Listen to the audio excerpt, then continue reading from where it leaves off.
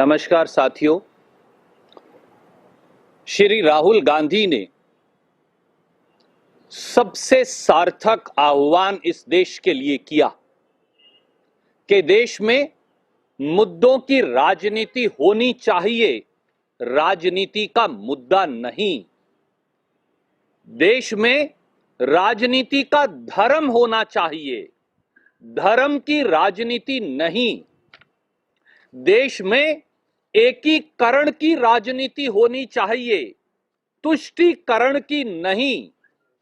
देश में प्रेम की राजनीति होनी चाहिए, सद्भाव की राजनीति होनी चाहिए, नफरत और बंटवारे की नहीं। परंतु भारतीय जनता पार्टी ने इसमें भी उत्तर और दक्षिण के विभाजन का टूल किट जारी कर दिया। दोस्तों, इस देश के लोगों को राहुल गांधी जी के आह्वान पर, कांग्रेस के आह्वान पर विचार करने का समय आ गया है। देश के मुद्दे क्या हैं? देश का मुद्दा है कि 100 रुपया पेट्रोल और 90 रुपया डीजल क्यों बिक रहा है। देश का मुद्दा है कि चीन आज भी डेप्सांग प्लेन, गोगरा और हॉट स्प्रिंग्स में घुसपैठ करके क्यों बैठा है और मोदी सरकार चुप क्यों है। देश का मुद्दा यह है कि आम जनमानस महंगाई की मार से त्रस्त क्यों है। देश का मुद्दा यह है कि पेट्रोल और डीजल पर 6.5 साल में टैक्स लगाकर मोदी सरकार ने 21.5 लाख करोड़ तो कमा लिए, पर मध्यम वर्ग और किसान को राहत क्यों नहीं। देश का मुद्दा यह है कि लाखों किसान दिल्ली की सीमाओं पर बैठे हैं, 250 से अधिक किसान वीर गति को प्राप्त हो गए, मर गए, परंतु दिल्ली की सरकार पसीजती क्यों नहीं। देश का मुद्दा यह है कि जीडीपी जो है वो नोज डाइव यानी औंधे मुंह क्यों गिर रही है और देश की अर्थव्यवस्था क्यों पिट रही है। देश का मुद्दा यह है कि स्टाफ सिलेक्शन कमीशन में 14,000 पदों के लिए 1,30,00,000 लोग रोजगार के लिए आवेदन क्यों करते हैं। बेरोजगारी इतनी गहरी क्यों है। नौजवान दर दर की ठोकरें क्यों खाते हैं। चपरासी के पद के लिए एमबीए और पीएचडी नौकरी की लाइन में क्यों खड़े हैं। ये देश का मुद्दा है। देश के सैनिक वीर गति को क्यों प्राप्त हो रहे हैं, ये देश का मुद्दा है। पर देश के हुक्मरानों के लिए सही मुद्दे क्या हैं? 50 करोड़ की गर्लफ्रेंड जब हिमाचल प्रदेश के चुनाव में देश के प्रधानमंत्री मुद्दा बनाएंगे तो क्या यह मुद्दा है या यह सही सुपरफिशियल बात है? जब देश के प्रधानमंत्री हमारे वीर गति को प्राप्त सैनिकों की चुनाव में फोटो लगाकर उनकी वीर गति के आधार पर वोट मांगेंगे तो क्या ये देश का मुद्दा हो सकता है? हम ये देश के ऊपर छोड़ते हैं। जब व्यापारियों के एक कार्यक्रम में मोदी जी ये कह देंगे कि सेना का साहस तो कुछ नहीं, व्यापारियों का साहस सेना से भी बड़ा है। जब देश के गृह मंत्री अमित शाह ये महात्मा गांधी को भी चतुर बनिया कह देंगे तो ये क्या सही मुद्दा है या देश का मुद्दा है? जब देश के प्रधानमंत्री 15-15 लाख का वादा कर देंगे और देश के गृह मंत्री उसे जुमला बता देंगे तो क्या यह सही मुद्दा है या गंभीर मुद्दा है? जब देश के प्रधानमंत्री देश के पूर्व प्रधानमंत्री को बाथरूम में झांक कर देखने जैसी ऐसी बात करेंगे जिन्हें कहने में शर्म आता है। जब देश के प्रधानमंत्री विपक्ष के नेताओं को जर्सी गाय और हाइब्रिड बछड़ा बताएंगे, जब हर लिखने वाले, पढ़ने वाले लेखक, पत्रकार को देशद्रोही बताकर जेल में डाल देंगे, क्या ये सही मुद्दे नहीं? देश के मुद्दे हैं महंगाई, बेरोजगारी, औंधे मुंह गिरी जीडीपी, किसानों की शहादत, हमारे सैनिकों की वीरगति और चीन के द्वारा भारत की सरजमी पर कब्जा। यह आह्वान किया है राहुल गांधी जी ने। ये है देश के मुद्दे। पर इन्हें सुनकर भी जब देश को मुद्दों पर वापसी पर लाते हैं, कोरोना से 1.5 लाख मर गए इस देश के लोग, क्या यह देश का मुद्दा नहीं है? पर देश के स्वास्थ्य मंत्री एक फर्जी दवाई बेचने के लिए पत्रकार वार्ता करते फिरते हैं, ये सही मुद्दे हैं। इसलिए इस देश में गंभीर मुद्दों को वापस लाने की जरूरत है। इसे भी उत्तर और दक्षिण में बांटकर इस देश का अपमान मत करिए, ये हमारा विनम्र निवेदन है। और इस देश को आह्वान भी है कि आइए दोबारा राजनीति में मुद्दों पर बात हो। संविधान पर अगर हमला होगा तो यह देश का मुद्दा है, अगर आपके अधिकार छीने जाएंगे तो यह देश का मुद्दा है और इन पर चर्चा अवश्य होगी।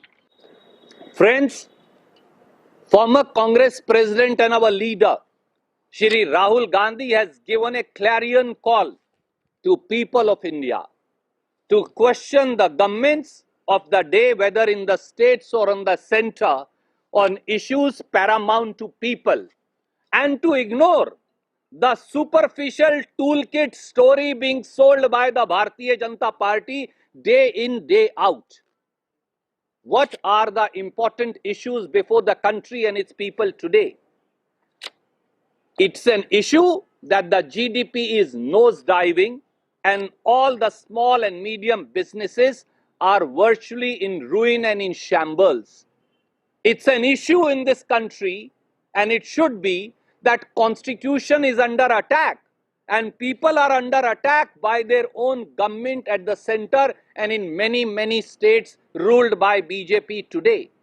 It's an issue that people of India have lost the right to dissent, right to speak, right to express, right to tweet, right to even write on Facebook or on other social media platforms, or to express their opinion, for they will be branded as anti-nationals. It is an issue that lakhs and lakhs of farmers are sitting on Delhi's borders, yet an intemperate, insensitive government refuses to listen to their cry and yearning for justice. Even 250 farmers have died, but the government refuses to listen.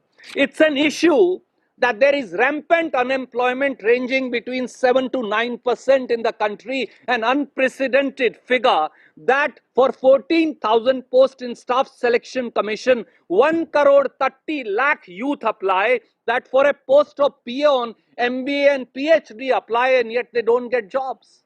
It's an issue that the constitution, civil liberty, democracy, and all institutions of our democracy are under attack. It's an issue that Bharatiya Janata Party buys mandate. They are trampling and stifling people's mandate every day by purchasing legislators at a cost of 30 to 50 crore rupees. Then what is the value of your vote? It is an issue in this country that those in power are trying to divert attention by superficial issues. May we ask our countrymen today, these are the fundamental issues. It's an issue that China is still occupying Indian territory in Depsang Plains, in Gogra and Hot Springs, yet Prime Minister lives in oblivion and continues to deny altogether. What are the superficial issues that this country's attention is being diverted for? Prime Minister Shri Narendra Modi, in a Himachal election rally, makes 50 crore girlfriend an issue. Can that be an issue? Prime Minister of India in election rallies and in public rallies call leaders of opposition hybrid cow as also bachadas. Can that be an issue? Prime Minister Shri Narendra Modi puts the photograph of our martyrs and seek votes in their names. Can that be an issue? Prime Minister of India Shri Narendra Modi tells the middle class and our girls, our daughters, that they are not properly fed, for they are beauty conscious, and that's why they refuse, and that's why they are anemic. Prime Minister of India encourages dowry by telling that if you have a daughter, then you should grow trees, and once the daughter is of marriageable age, sell those trees and give that money in dowry. Is that not superficiality? Is this not superficiality that the Home Minister of India, Shri Amit Shah, calls Mahatma Gandhi, the father of the nation, a Chatur Baniya? Are Shamshan, Pakistan and Kabristan the politics of this country? Or are we talking about politics of fundamental issues and development? That's a fundamental issue that Shri Rahul Gandhi has raised. It's an issue that 150,000 people have died of corona. Yet the health minister of the country tries to sell a coronil medicine which is uncertified by WHO, and IMA has to come forward to condemn the health minister. It's an issue that the farmers' agitation is going on, yet government permits a select band of its people to come up to the Red Fort, and there is gross intelligence failure, and yet the Home Minister does not resign. These are the issues that Rahul Gandhi ji wants to bring back to the table. The North-South divide is a toolkit being adopted and sold by the BJP to the news channels and to the public. Let us all rise up and ensure that governments of the day answer on issues and not on superficiality that they are trying to divert our attention to. Any questions, you're welcome to.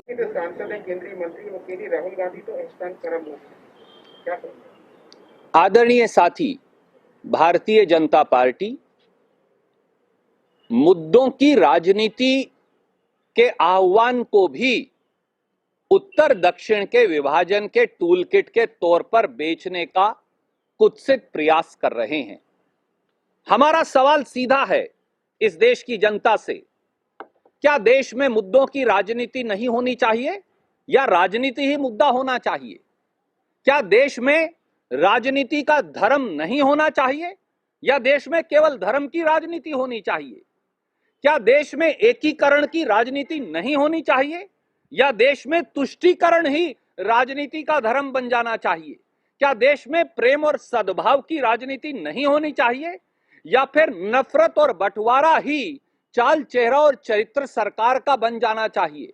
Rahul Gandhi ji ने इस देश में फिर आह्वान किया है कि देश के हुक्मरानों को, सत्ता की अटालिकाओं पर बैठे अहंकारी शासकों को मुद्दों की राजनीति की बात करनी पड़ेगी, रोजगार के बारे में बताना पड़ेगा, किसान क्यों आत्महत्या को मजबूर है बताना पड़ेगा, लाखों किसान की पीड़ा को आप इग्नोर नहीं कर सकते, उन्हें थकाकर भगा नहीं सकते, उसका हल निकालना पड़ेगा। इस देश में जीडीपी औंधे मुंह क्यों गिरी है यह बताना पड़ेगा, देश में चीन घुसकर क्यों बैठा है यह बताना पड़ेगा, और प्रधानमंत्री चीन से डरते क्यों हैं यह भी बताना पड़ेगा। इस देश में सही राजनीति अब नहीं चलेगी, मुद्दों की राजनीति पर आना पड़ेगा। एक सवाल सर फिशरीज मिनिस्ट्री को लेकर के है। आप पहले भी राहुल गांधी ने जब कहा था तब भी गिरिराज सिंह ने, स्मृति ईरानी सवाल उठाए थे, एक बार फिर उन्होंने दोहराया कि फिशरीज मिनिस्ट्री होनी चाहिए, जबकि सरकार कह रही कि है हमारे पास फिशरीज मिनिस्ट्री। इस देश में करोड़ों मछुआरे हैं जो अपनी एक कश्ती लेकर हजारों किलोमीटर की इस देश में कोस्ट लाइन है। आप महाराष्ट्र से, गुजरात से शुरू करिए और दूसरी तरफ पश्चिम बंगाल तक चले जाइए, हजारों किलोमीटर की कोस्ट लाइन है, और इस देश के करोड़ों लोग मछली के और हमारे मछुआरे भाई हर रोज समुंदर में जान जोखम, जान हथेली पर लेकर जाते हैं और अपनी 2 वक्त की रोटी कमाते हैं। क्या उनके लिए एक पृथक मंत्रालय नहीं होना चाहिए? यही बात उठाई है। शायद अहंकारी सरकार को वास्तविकता नहीं पता। सर, इसके अलावा शिवसेना ने, आपकी पार्टी की सहयोगी जो है शिवसेना, उसने कहा कि गुजरात के अंदर आम आदमी पार्टी जीत रही है, कांग्रेस हार रही है, ये कांग्रेस का ही नहीं लोकतंत्र का भी पतन है, हमें सोचना पड़ेगा इसके ऊपर। आदरणीय मित्र, मैंने किसी विशेष राजनीतिक दल की टिप्पणी नहीं देखी, पर एक बात जान लीजिए कि आप गुजरात का अगर चुनाव देखें तो अगर आप सूरत की कॉरपोरेशन को छोड़ दें जहां 15 या 16 उनके कॉरपोरेटर जीते हैं, क्या पूरे गुजरात में कोई किसी और दल का, कांग्रेस और भाजपा के अलावा कोई कॉरपोरेटर जीता है? जवाब नहीं में है। तो इसलिए बगैर तथ्यों की बात का मैं क्या जवाब दूं? Ma'am, Lakha Sirdana, who was spotted at the farmers' protest and their Mahapanchayat. So the question the BJP is asking that why hasn't the Punjab government, the Congress government, gone ahead and nabbed him? It's like you are supporting anarchists over here. He's already been booked for creating rampant violence at Red Fort. The Home Minister Shri Amit Shah is responsible for the rampant violence on Red Fort? Who opened the gates of the Red Fort? Who permitted those anarchists to come to the Red Fort? Who opened the streets so that they could come there? Who permitted them to come door after door, door after door? All doors were opened so that they can reach any portion of the Red Fort. The Home Minister should have resigned by now or should have been sacked. And why could the Delhi police and the Home Ministry catch them at the spot? Why did they not catch them? Why have they not arrested them? This is a government that promotes lawlessness and is unable to arrest those who are guilty and are blaming Punjab government. Then the Home Minister should abdicate his chair and hand it over to us, for we know how to implement the rule of law. The failure, if any, is of Intelligence Bureau. The failure, if any, is of Delhi Police. The failure, if any, is of central government agencies. How has he been permitted to travel? Why could the Delhi police not arrest him there? Were they not monitoring that he had given a call? Why could they not go and register an FIR there and arrest him on the spot? These are important questions that BJP has no answer to. They can't shed responsibility for law and order and for a crime committed in Delhi, that also in the precincts of the Red Fort, for which Home Minister is personally responsible. If he cannot arrest people, if he cannot arrest culprits, he should resign, for he is too busy using CBI and ED and income tax as puppet agency to persecute the opposition. That is the truth. Thank you. Sir, चीन के ऊपर एक बात करना चाहता हूँ कि जो हमारा व्यापार के अंदर इस साल फिर सबसे बड़ा पार्टनर बन गया है, क्या कहना है? आदरणीय साथी, एक तरफ चीन ने भारत मां की सरजमी पर कब्जा कर रखा है। डेप्सांग प्लेन, हॉट स्प्रिंग्स और गोगरा के अंदर तक आकर चीन बैठा है, और दूसरी तरफ मोदी सरकार ने अब चीन को हिंदुस्तान का सबसे बड़ा ट्रेडिंग पार्टनर बना लिया है। खबरें तो यहां तक आ रही हैं कि 25% निवेश अब भारतीय कंपनियों में चीन ऑटोमेटिक कर पाएगा, किसी की इजाजत की जरूरत नहीं। चीन को राहत मोदी जी दे रहे हैं, क्योंकि ना तो वो चीन को लाल आंख दिखा सकते, ना वो चीन को भारत की सरजमी से पीछे धकेल सकते। सच्चाई यही है, इसका जवाब देश के प्रधानमंत्री को देना चाहिए। Thank you.